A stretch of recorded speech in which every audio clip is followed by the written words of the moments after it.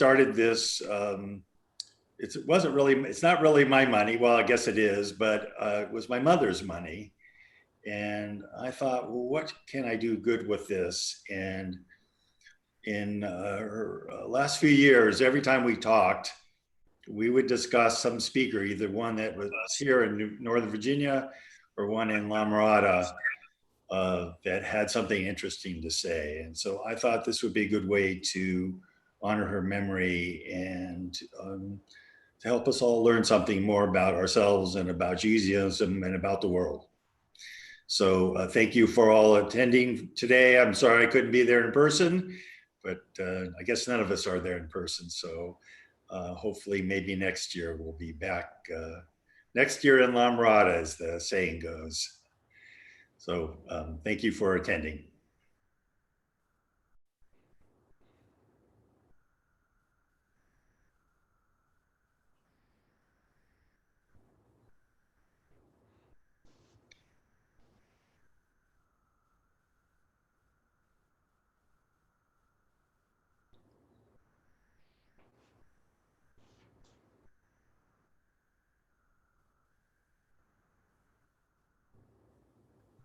Thank you, Stuart. We now turn to Joyce Kessler for words of introduction about our speaker. Hang on, Joyce. One moment, Joyce. Okay. Okay, there you go. Oh, I'm unmuted. Thank you. Good morning and Shabbat Shalom.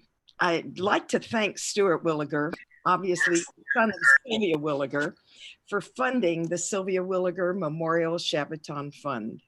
Thank you again, Stuart.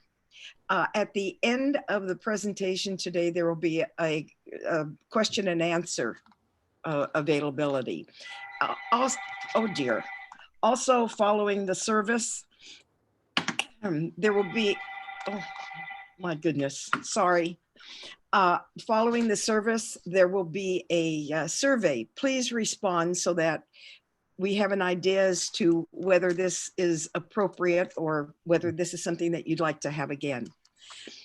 As this is the adult education program for the 2019-2020 year, both Victoria and I would like to thank the Adult Education Committee for their support, their creativity, and their dedication to making each and every event a success. Charlene Brotman, Betty Maddock, Helene Moss, Marlene Palmer, Steve Sherman, and Noel Singer. And last but certainly not least, my co-chair, Victoria Jacobs, who has picked up the slack when I was unable to do my share of the work. A gigantic thank you to all of you. Also, thank you, Rabbi Mark, for your technology skills. You have moved us truly to the next generation. For those of you who were able to experience Dr. Windmueller's presentation last night, I'm sure you found it thought-provoking as well as educational. Dr. Windmueller's credentials are very impressive. I will not take the time to go over all of his accomplishments, but here is a brief summary. He served as Dean of HUC JIR's Skirball campus here in Los Angeles. He was appointed to the Rabbi Alfred Gottschalk Chair in Jewish Communal Services. He holds a doctorate in international relations from the University of Pennsylvania and has held academic appointments at several major institutions of higher learning. His articles have appeared in a wide array of Jewish and general publications. He's active on both the national scene and within the Los Angeles Jewish community. His topic this morning is, where do we stand? The diaspora-Israel connection, torn, divided, but not broken. Before I present Dr. Stephen Windmueller, there is a question about last night's presentation. Rabbi? Thank you very much, Joyce, and thank you for that wonderful introduction. Last night, Dr. Stephen Windmueller presented us with a look at anti-Semitism, and though noting that the number of those who have been identified as anti-Semites may have decreased from the 1960s, we nevertheless face this scourge. and continue to deal with its ramifications. One of our attendees wanted to know, Dr. Windmueller, with all of the information that was shared, what are some of the actions that we might take as Jews as we continue to deal with anti-Semitism in our day? And I will turn it over to you. Good morning, and thank you all for joining us, and to the family of the sponsorship of this extraordinary weekend. I'm deeply grateful to you and appreciative of the efforts to memorialize your mother and to create this opportunity for continuous learning. As the rabbi noted, last evening we devoted our time to a conversation associated with anti-Semitism. At this point, when looking at that question in the context of where do we go, what do we do in the aftermath of this sort of increased level of hatred that we see around the COVID virus, and that we understand directed against Asian Americans, immigrants, and American Jews, I think it's important to recall the efforts being made legislatively, and I mentioned last evening one of those initiatives that passed the Senate simply 2 days ago. And that one focusing on education, dealing with genocide and Holocaust, as certainly an initiative that would allow us to move forward on the state and local levels with school boards and universities in terms of educational priorities. Beyond that, I referenced as well the importance of coalition. The interfaith, interracial coalitions that American Jews have been part of for decades is now as critical as ever in terms of dealing with some of these major initiatives. And the third area of call to action is really associated with being involved in ways to minimize the social dislocation, the economic fallout of the virus and its impact, because you remove hate and you remove anger when you are able to reassert the economic and institutional capacities of people to work and to be engaged in a constructive and strong economy. So these then are in some measure the directions that I think need to be pursued.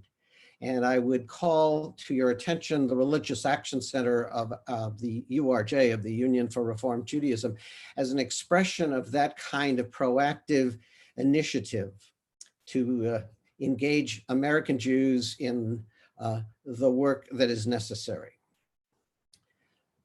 As I pointed out last evening, this is a 3-part series.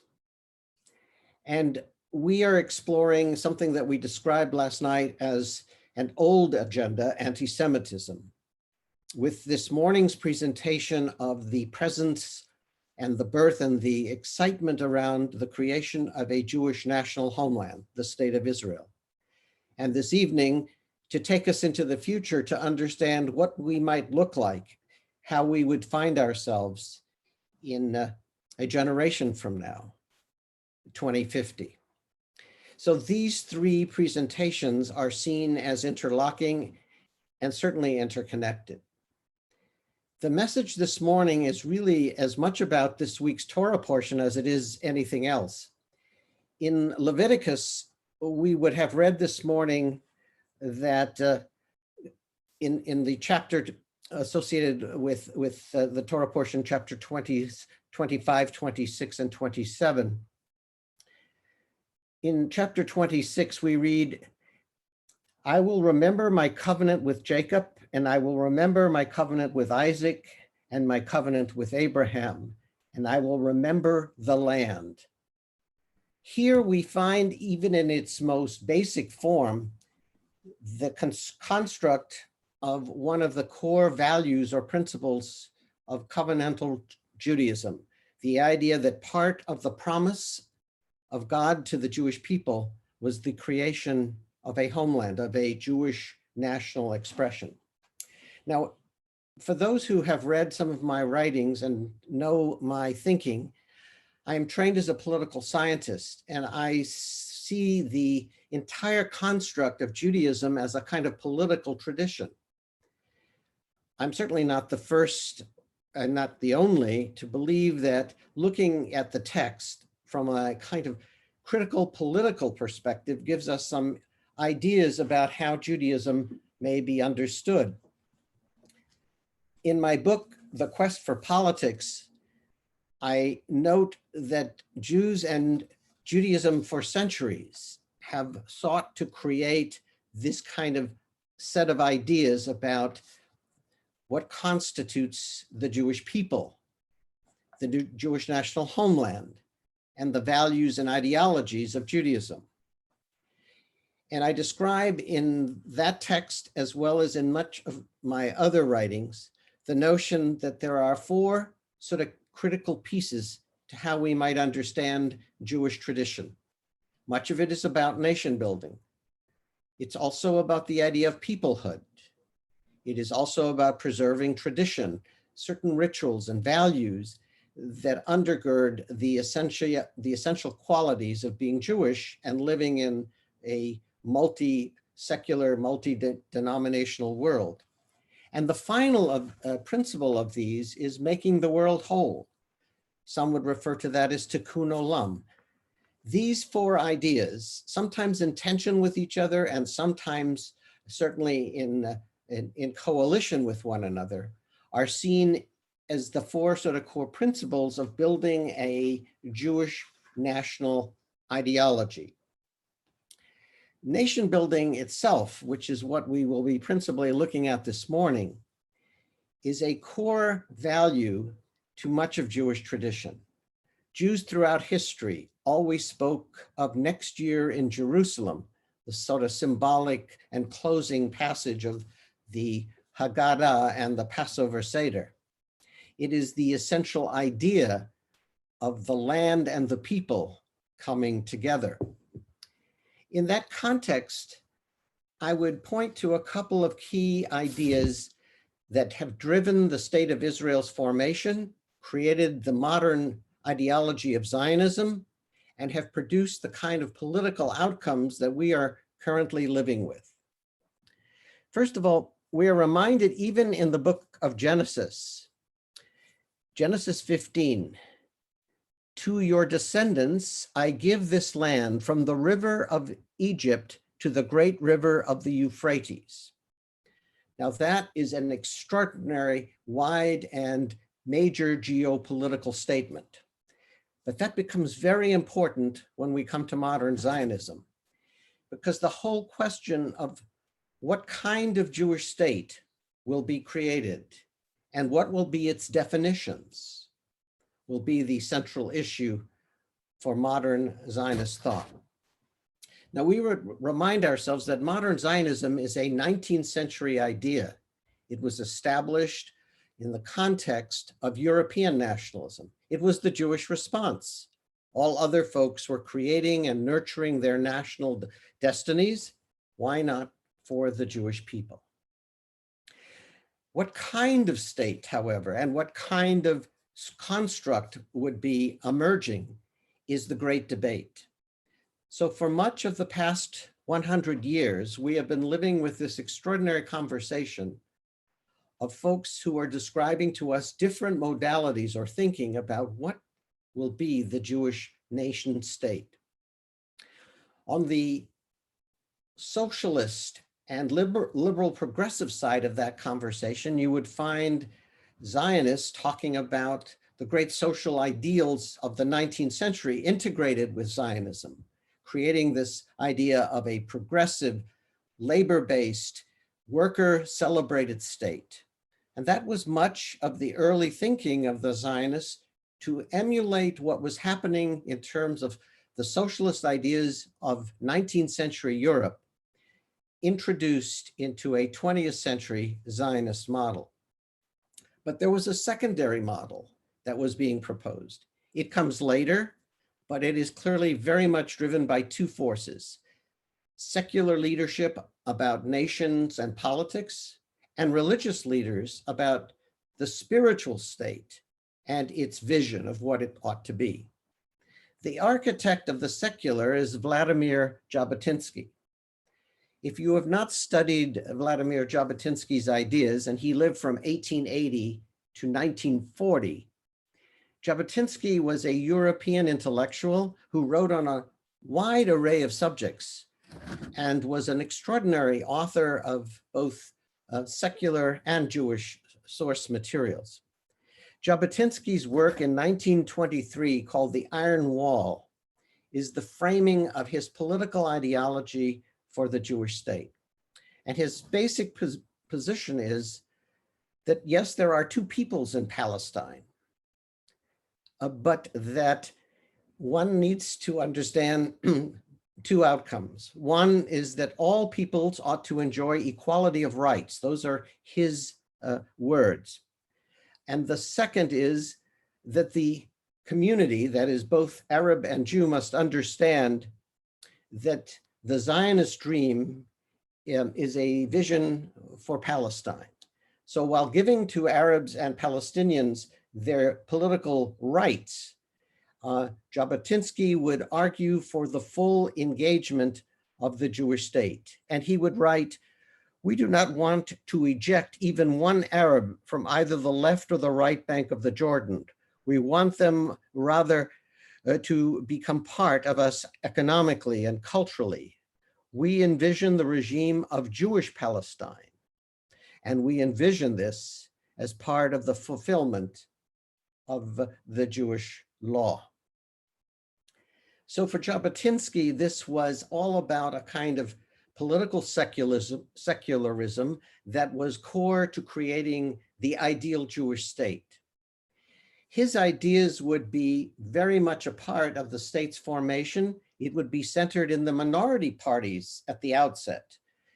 Those forces that followed Jabotinsky would make it their platform from 1947, before the state, all the way through to the time they would ultimately take power. They would be known as the Charut, and they would sit in the minority, as David Ben-Gurion constructed the outlines and outcomes of the formation of the state. So here we are, May 2020, and exactly this past week, we observed the state's founding, May 14th, 1948. And there we see ultimately this debate, ultimately framed in the construct of the state, the majority arguing for a kind of socialist model of Zionism, the minority situated in the Charut arguing for a more secular capitalist frame of reference. But there is a third stream here that would enhance and ultimately empower the minority, and that would be the religious Zionists. They would bring the notion that the Jewish state is in fact the fulfillment of the covenantal models we described at the very outset, what is reflected in this week's Torah portion, what is seen in the outlines of Genesis 15, and what is framed as the basic political idea of a Jewish national home. For them, their ideological roots would start with Rabbi Avraham Isaac Kook. Rav Kook, from 1865 to 1935, would be a key ideologue in creating this image of a spiritual Zionism. And he would talk about the notions of both the secular and the religious finding common ground in creating what he called the spiritual messianic redemption of the Jewish people. Now, he did not describe the political frame for this messianic redemption, but he does create the framework for his son and for those that would follow to pick up on this idea of spiritual Zionism as the inculcation of the entire region of the state in its fullest form, from the Mediterranean to the Euphrates, from the Nile forward, as the state would be the embodiment of all that God had spoken about, all that the covenant would reference. These ideas remain dormant until 1967 at the Six-Day War, and again in 1973.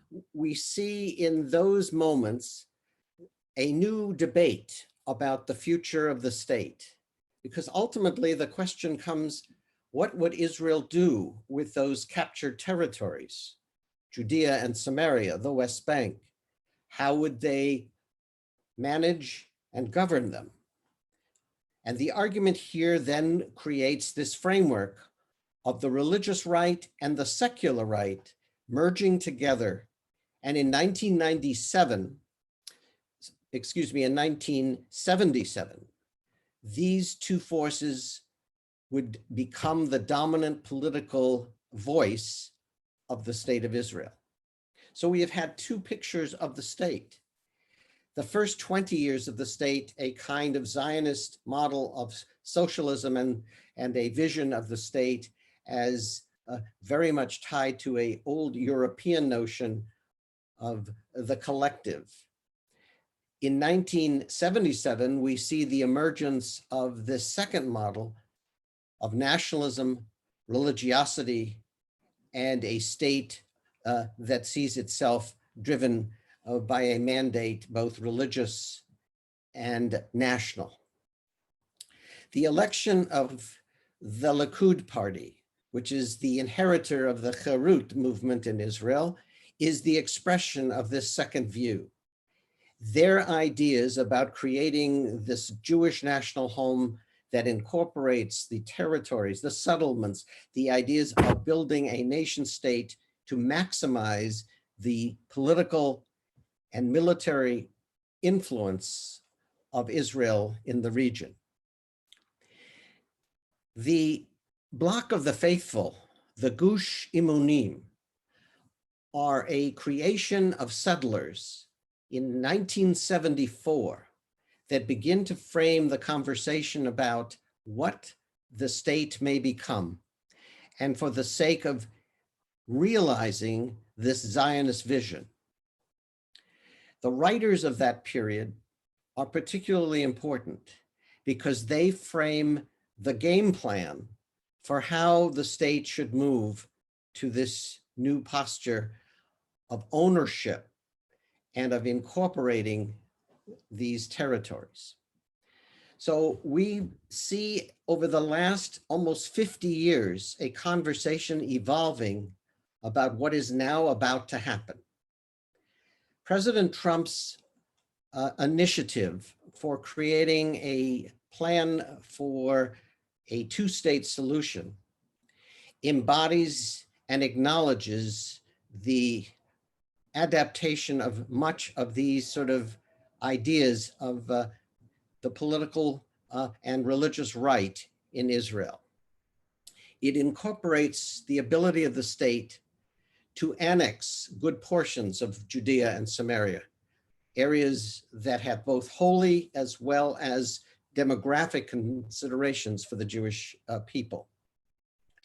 What is important to understand here is that while the president has launched this conversation through this peace plan, he had taken, prior to the adoption and introduction of this plan, other steps to solidify Israel's sort of on the ground legitimacy. It was this president who moved the American embassy from Tel Aviv to Jerusalem. He would also encourage and permit the state of Israel to incorporate the Golan Heights as part of the land construct of the Jewish state. He would encourage the state to create the momentum necessary for the plan that he would unfold. The ideas in that plan are not his. They are actually framed in a whole set of documents, both in Israel and in American Jewish think tanks that have explored these questions of what would a greater Israel agenda look like, and how would it be governed, managed, and how would it interface with an Arab minority and with the possibilities of an Arab state. These then are the vigorous debates that are now present in Israel. As you will recall, Israel has just completed its third round of elections. And in that last round of elections, the Prime Minister, Bibi Netanyahu, will now be sharing power with the Blue and White Party led by General Gantz. This is a unique moment in Israeli history. First of all, you have a Prime Minister who, beginning this week, will stand trial for various issues associated with breach of trust. And as a result, his own standing as a leader of the government comes into question. It's also a moment in which you have one of the largest coalitions in Israel's political history, because you have the ingathering of something on the order of 75 to 78 members of the Knesset, and I would remind you the Knesset consists of 120, requiring 61 votes to pass and sustain the government. And by having 75 plus members to the coalition, and by the way, the largest cabinet in Israel's history, there will be 36 members in this cabinet, and they will consist of all of the political coalition partners of both the Blue and White and the Likud factions. And interestingly enough, the immediate question should be, so what has happened here?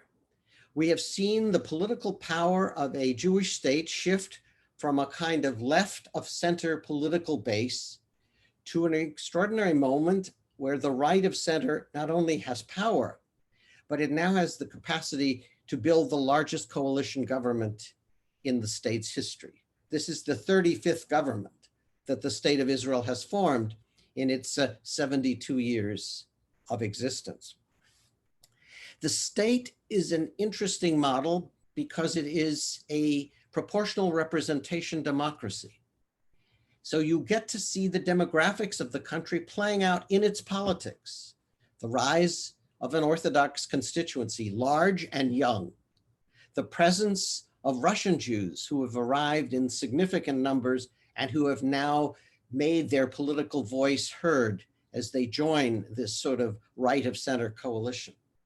And the emergence of what we might call Mizrahi Jews, Jews from North Africa and the Arab world, who have also acclaimed and asserted their voice in the political spectrum.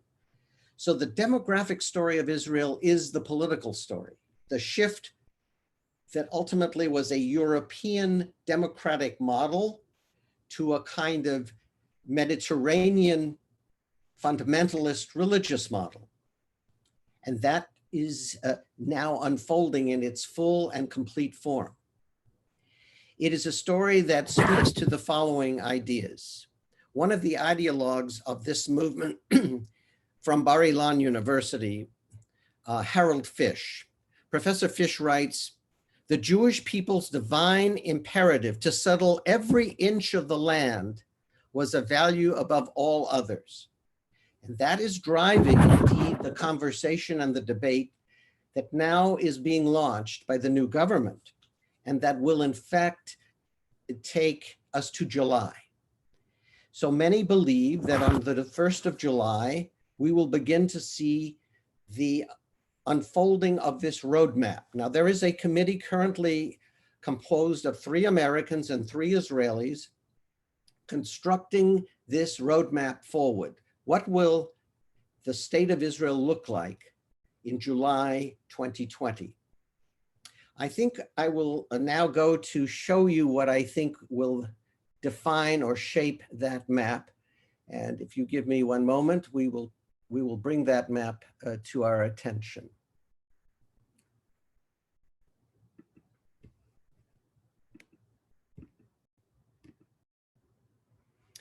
So here we have the projections of the vision for peace under the Trump model.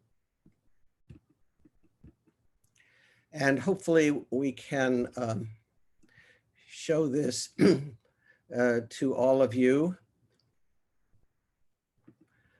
I'm trying to make it a little more clear for you, but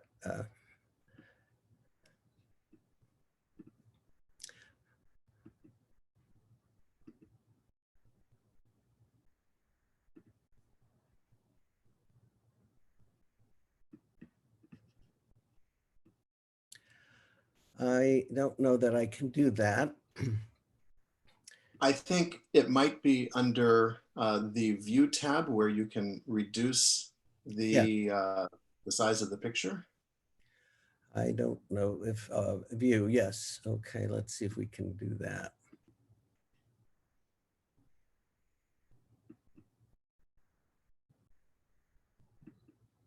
Ah, okay, so that is better. I urge you to take your own opportunity to go to a map and take a look at Israel. And the green areas that you see here, which has constituted what we have historically known as the West Bank, Judea and Samaria, and the Jordan Valley.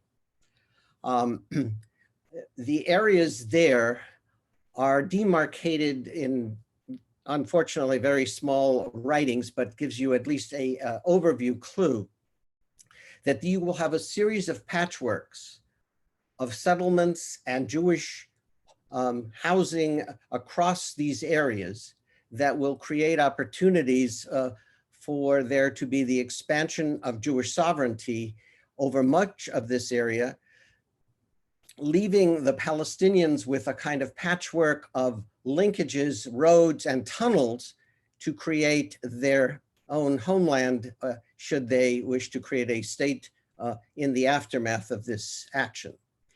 Along the Jordan border has been the Jordan Valley.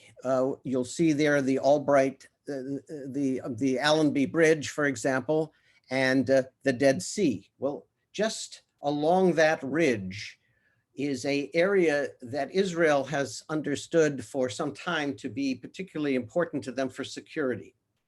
So we believe that what will be part of the adoption of this new annexation will include the Jordan Valley, that is all of that area along the borderlines with Jordan, the Jordan River, and by the Dead Sea, as a way to sort of galvanize and create a kind of protective zone for the state of Israel.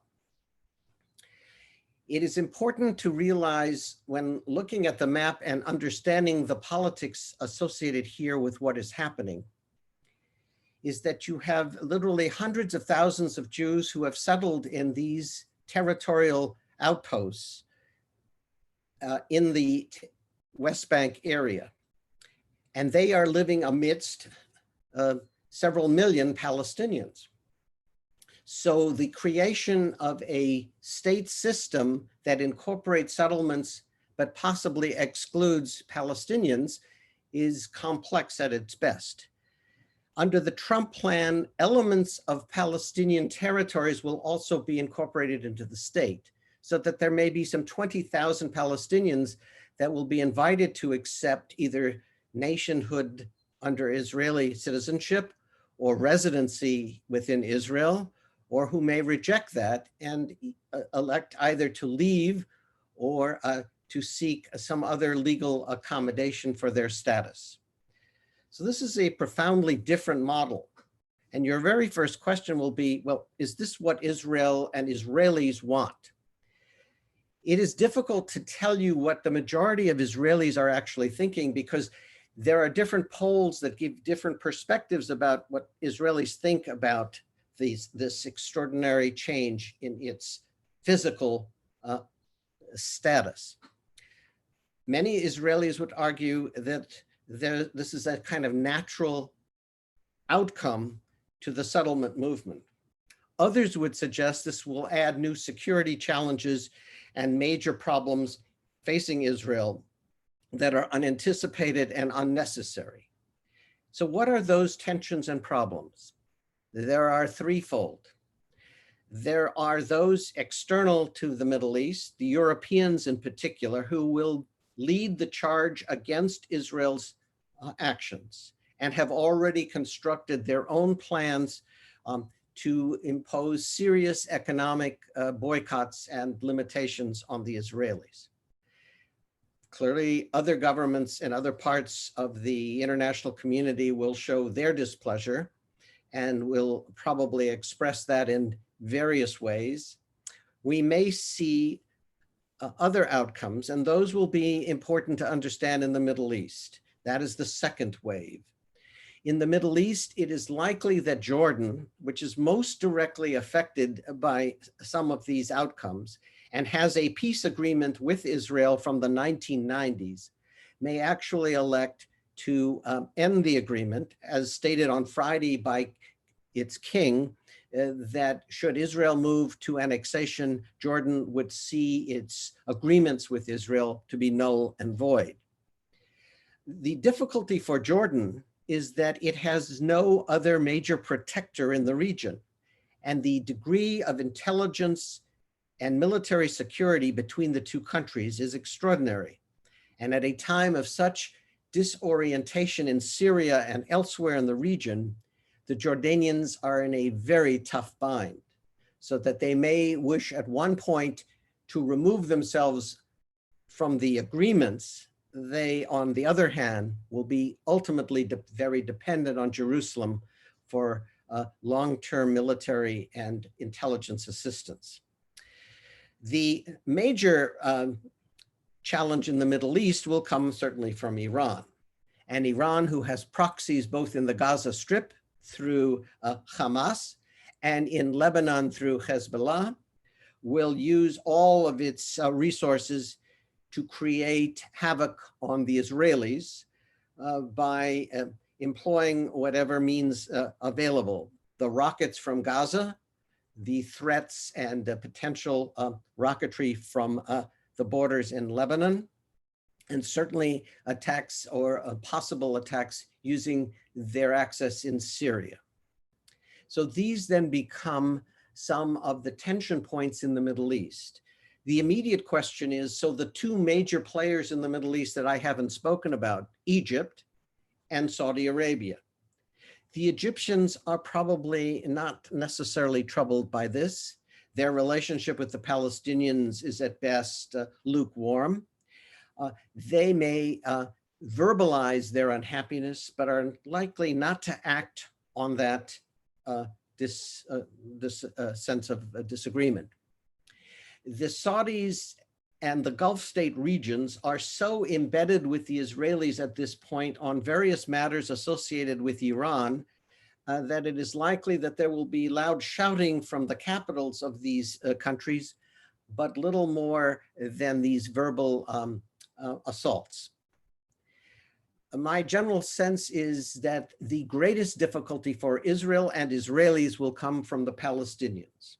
The Palestinians have already indicated to American officials and others that should Israel pursue the annexation process, the third intifada, this sort of round of civil disorder and disobedience, will be the framework for their response. So my sense is that we will see some of these tensions mount within Palestine proper. I would suggest, therefore, that we understand why in the United States this becomes such a powerful motif for conversation inside the Jewish world. And the Jewish world is deeply divided on this. I will point to you the Conference of Presidents of Major American Jewish Organizations, which is the 53 major institutions of Jewish life, who are deeply divided over such questions. And the very essence of who will be their chair, their president, has been the basis for that divide.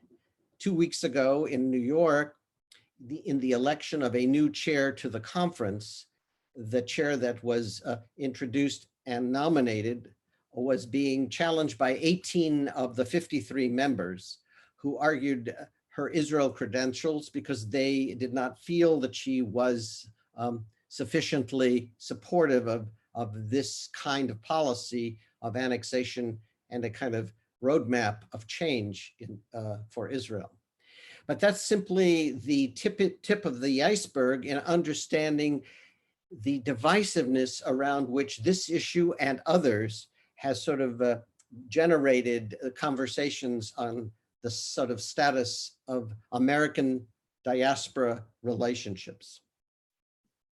The American-Israel relationship is complex. It is driven in part by the extensive role the United States itself plays in the Middle East and with Israel.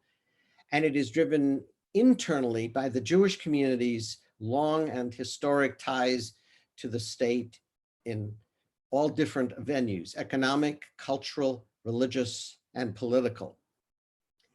So it becomes now, as the title of this presentation suggests, this moment in time where we see the rise of the political right in Israel and its ability to exercise this initiative, challenging a kind of liberal American Jewish voice, which historically has called for two states, which has always understood and argued for the human rights for Palestinians and the integrity of a two-state solution as core to the ultimate peace in the Middle East.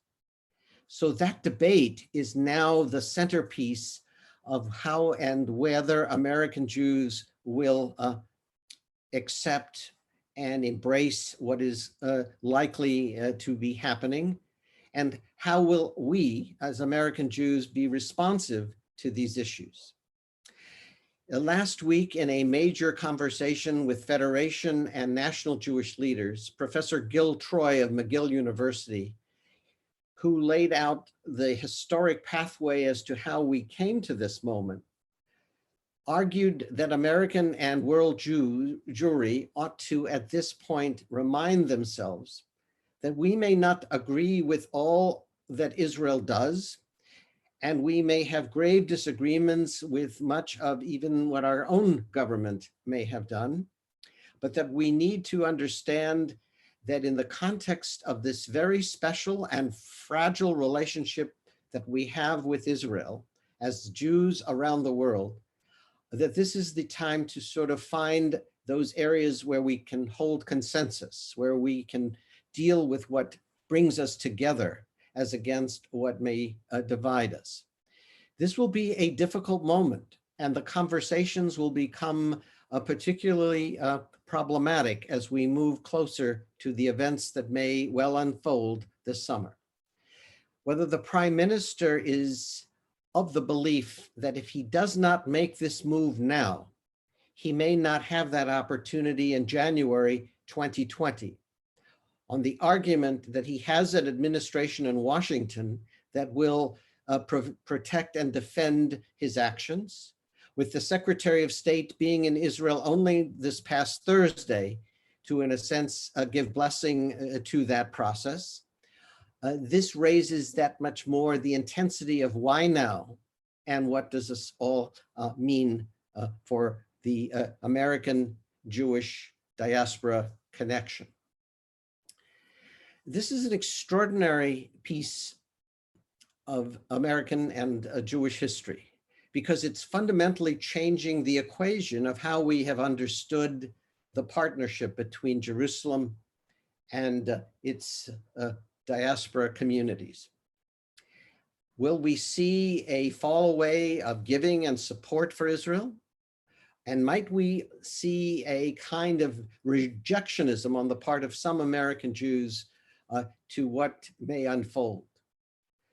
Already aware that Israel is in a contentious battle for the American public soul over BDS and other issues, will this add another layer as we enter the November elections in terms of how American Jews will see their political fortunes and measure their self-interests, American interests, against the broader interests of Israel? I leave you with this because I think this is fundamentally a sort of game changer in the American Jewish story, and profoundly important in terms of Israel's history as it moves forward. I look forward to your questions, and I welcome the opportunity to carry this conversation forward. Wonderful. Thank you very much, Dr. Windmueller. We have several questions. The Q&A session is open and available. Please enter your questions. I will have a chance to read them to Dr. Windmueller, who will then respond to them. Let's see what we've got here.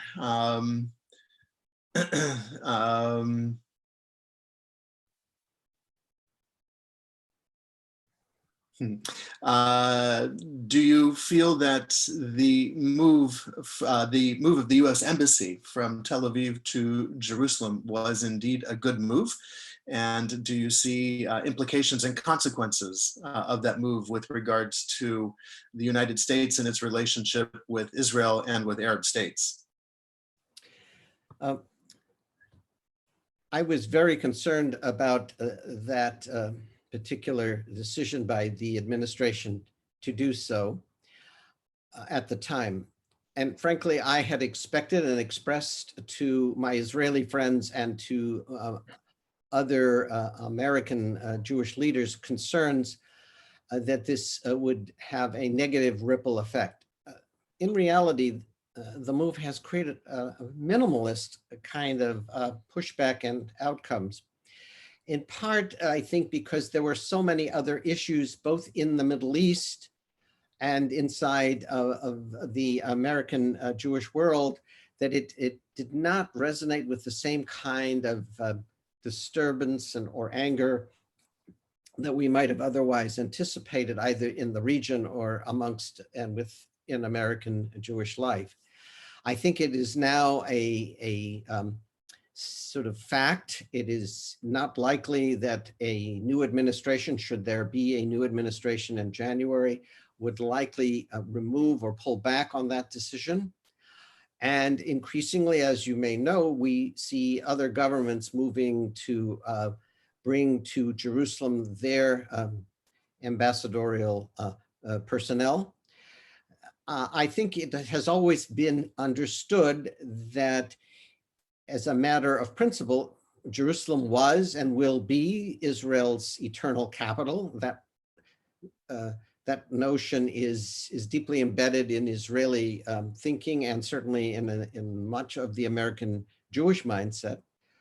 But I did not believe that we would have seen really such minimalist kinds of responses to that action from governments across the world, who may have disapproved of it, but have certainly not acted upon it. Thank you. Thank you. How can we best respond to the claim that the Israeli-Palestinian situation is an apartheid, that Israel is an apartheid state? What kinds of ways, how do we respond to those who make that claim?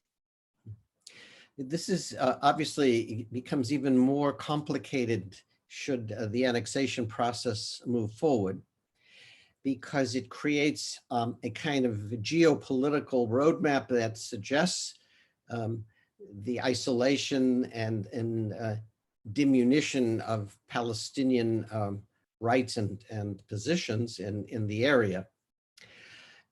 So it will be critically important to continue to press for efforts to create dialogue with Palestinian leadership around forming some kind of agreements for statehood and governance for the Palestinians. As long as that remains a kind of festering issue in the region, the terminologies that will be imposed, whether it's apartheidism, Israel as a Nazi-like state, and other sort of rejectionist positions that deny Israel's historical and religious claims to the area, will certainly grow and continue.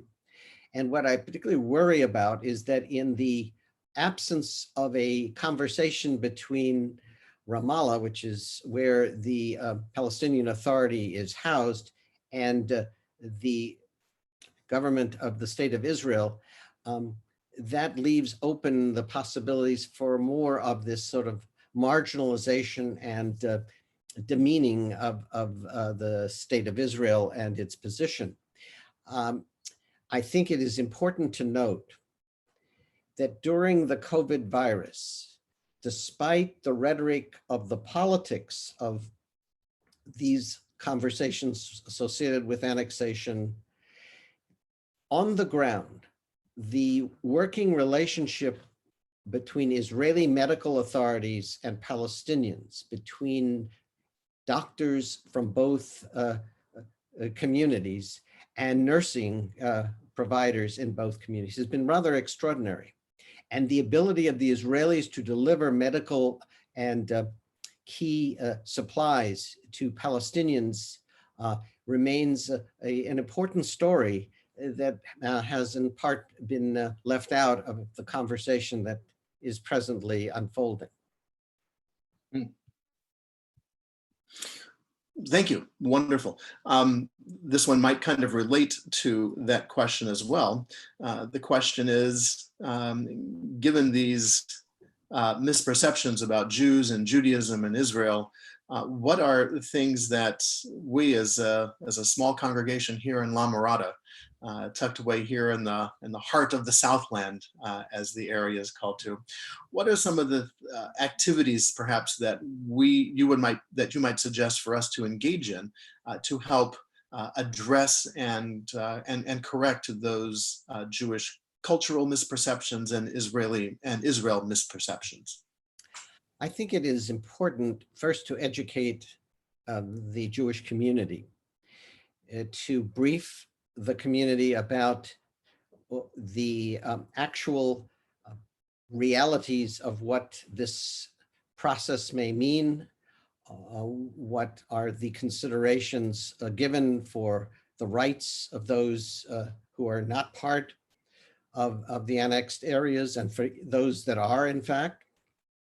I think that that step of education is particularly important because this is a very complex, highly inflammatory sort of moment. And unless we sort of step back and are fully educated, and here I would suggest, with all due respect, that we draw from people whose views we may agree with for sure, but from perspectives on the American Jewish scene where we may have some disagreements with, in order to get the full picture of how complex and how clearly divisive this issue is. The second piece to this strategy is that there are many non-Jews, both lovers of Israel and those who are either opposed or have minimal understanding and are neutral, if you wish, on Israeli affairs, to give opportunities to have them be introduced to speakers about Israel and the events that will be unfolding in this context. I think that this is not simply the government of Israel's job. This has some particular value to congregations and communities across the country to educate Christians, Muslims, young people in particular, in the context of understanding the deeply rooted character of what the state of Israel represents, its multi-streams of ideas that have formed it, and as you now see, are reforming it or changing it. The notions about political ideas that sometimes are lost in media coverage, which simply cannot give the kind of time and attention to the nuance associated with such complex issues as the Middle East. Yes, I have often said that our attention span as Americans to delve into this very complex this very complex challenge to us in the Middle East is beyond our short-term abilities. Just a couple more questions, if we may. One of our attendees notes that, since Israel's creation, many of the Arab states have refused to do anything with the Palestinian refugees, keeping them in camps. and not really working with them or in any way trying to create a better situation for them. And that there are some polls, Israeli and Arab polls, that seem to indicate that some of the Arabs would much rather live under Israeli control in the democracy and the healthcare and all the advances that Israeli society offers, as opposed to their current situation. And so the question is, should we not support annexation of these areas, given that some would like to live in a better lifestyle? Yes, interestingly enough, and I confirm, the polling data amongst Arab Israelis and some Palestinians confirms the belief that Israel is a society that many would prefer to live under and with, because it has so many more economic and political opportunities than elsewhere in the Arab world. And that tragically is the reality. And also, as the question implies, we have a kind of status quo in the rest of the Arab world. We are still living in a kind of 1948 environment in Lebanon, parts of Syria, parts of Jordan, parts of Egypt, that have not been able and are unwilling to change that status quo, to deal with the integration of Palestinians who are part of their respective countries, and bringing them into full citizenship, creating opportunities educationally, culturally, in ways that would integrate them into Arab societies. We had believed, and I think many held the belief, that the Arab Spring was in fact part of that picture to change the mindset of the Arab world about how it fit into 21st century life. Unfortunately, it did not unfold.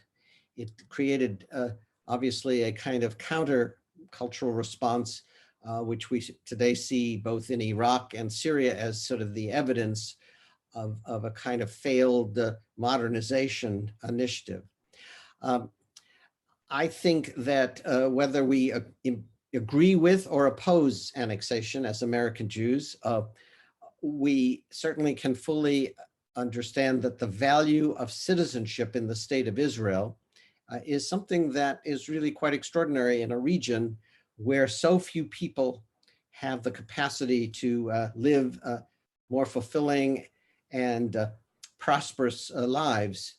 And I think that that is a commentary of particular note about Israel's status in the world as a major economy and as a major trade partner to much of the world, and as the inventor, creator of so much that is extraordinary in the fields of science, medicine, technology, and agriculture, as just some examples. And having taught in China in 2014, I was overwhelmed by the fascination the Chinese, for example, have with Israel, and the kind of beliefs they have about Israel, which have to be, in a sense, put in perspective and brought down to reality, because in a sense they were looking at Israelis as superhuman in terms of their size, but yet their capacity and their modernization abilities. The Chinese and the Israelis have a very extensive trade relationship. And that too, by the way, was important in the visit of the Secretary of State this week. He basically issued the second warning to the state of Israel about America's caution that Israel needs to pull back on some of its relationships with China. And that is in terms of the fact that this administration is certainly holding China accountable for the cause of this virus, and seeking to use the economic tool to bring pressure on the Chinese over this situation. The Israelis are Israel's third major trading partner, by the way, is China. Fascinating. Our last two questions then. It was a little difficult to tell from the map, but is Gaza factored at all into any of the annexation plans of Israel? Yes, if you go to a map on your screen at your convenience, you will see the proposal calls for a tunnel from territories under Palestinian control to the Gaza area to integrate in that through that channel, Gaza as being an integral part of any future Palestinian state.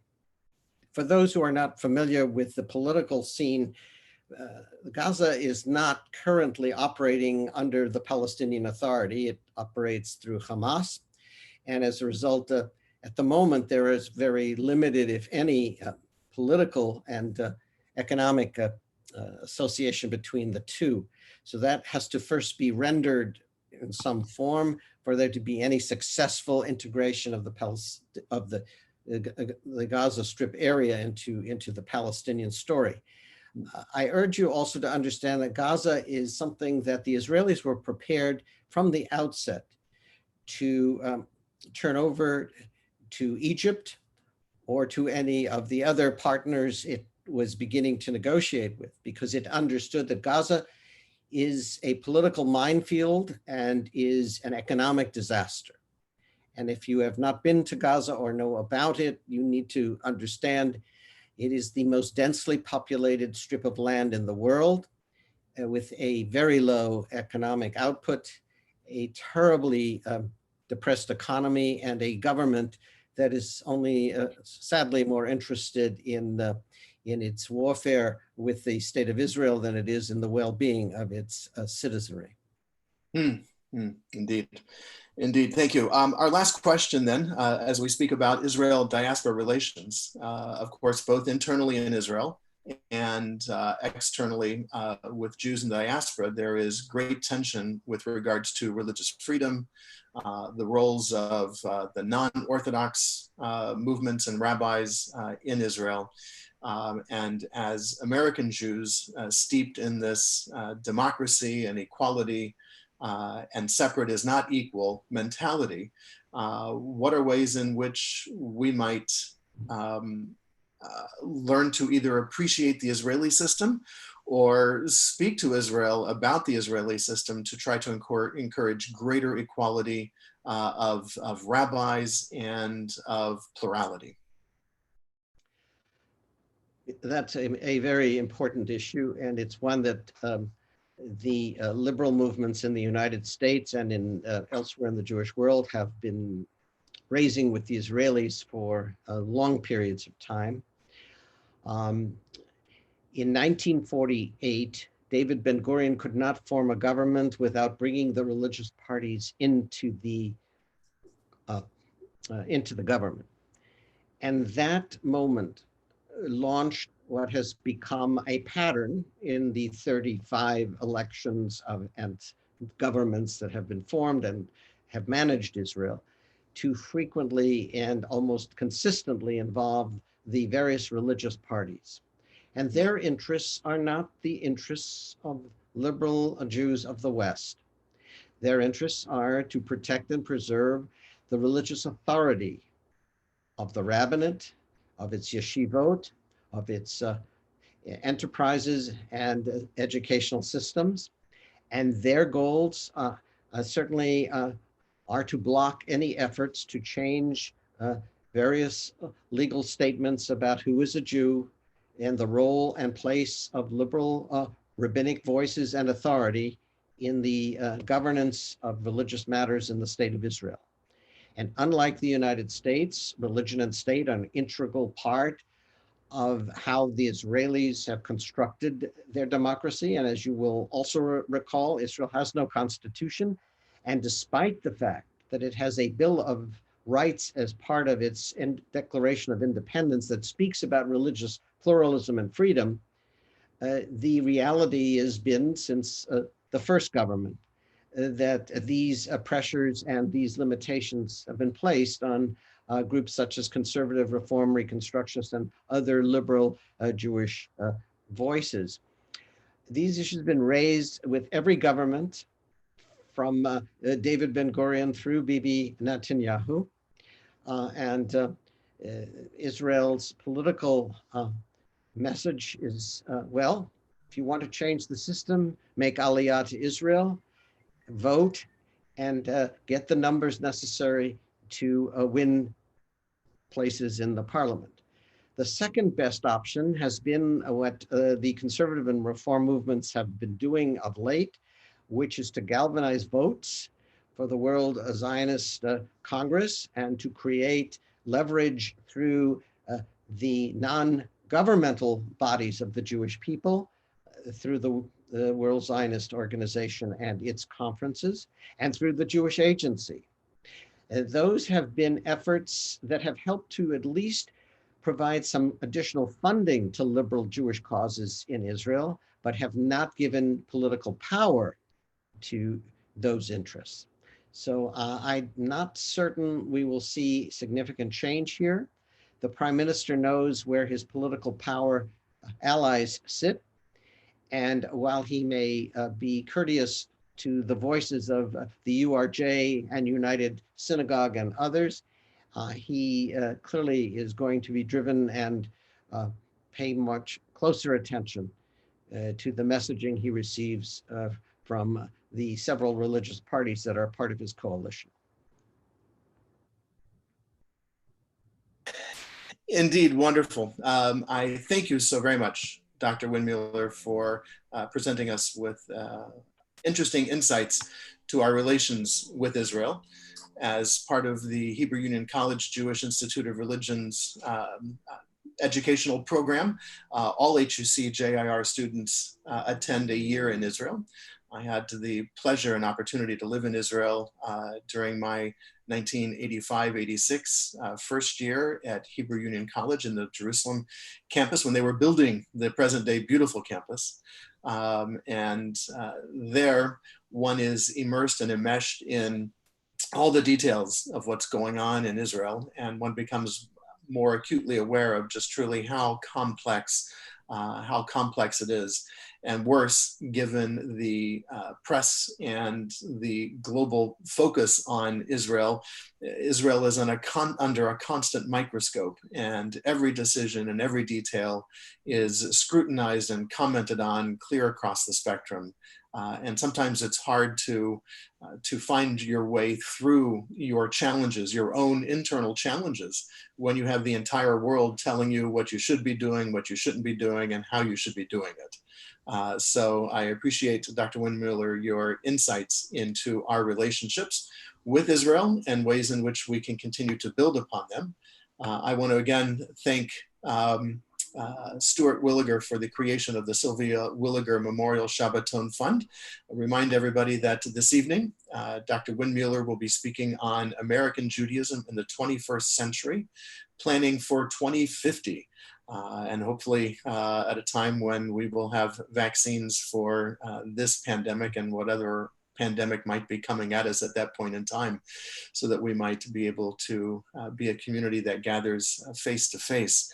I am grateful to Victoria Jacobs and to Joyce Kessler for their work, and all of the members of our Adult Educational Committee for all of their hard work in putting together this program. Dr. Windmueller, it has indeed been a pleasure to have you with us to stream this virtually. This presentation, Dr. Windmueller has so graciously agreed to let us to record. This will be on our YouTube channel, and a link will be embedded on our webpage for you to return to this conversation and to share it with friends and with family who were unable to join us live, but it will be recorded and held on our YouTube channel.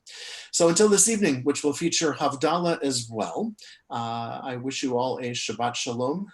Continue to stay safe, be calm, don't panic, and remember to always wash your hands. And with that, I unmute our other panelists, Stuart and Joyce and Victoria. And again, Dr. Windmueller, on behalf of all of us, thank you so very, very much for being a part of us this morning. Yes, thank you very much. Thank you. Thank you all. Shabbat Shalom. Yes, thank Shabbat you Shalom, all. everyone. Shabbat Shalom. We will see you this evening then, 7:00 p.m. Right here on our Zoom channel. If you need to register or have lost links, please go to our webpage, tbolm.org. There you will find our Shabbaton speakers information and registration links. Shabbat Shalom, everyone. Shabbat shalom. Shabbat. Shabbat shalom.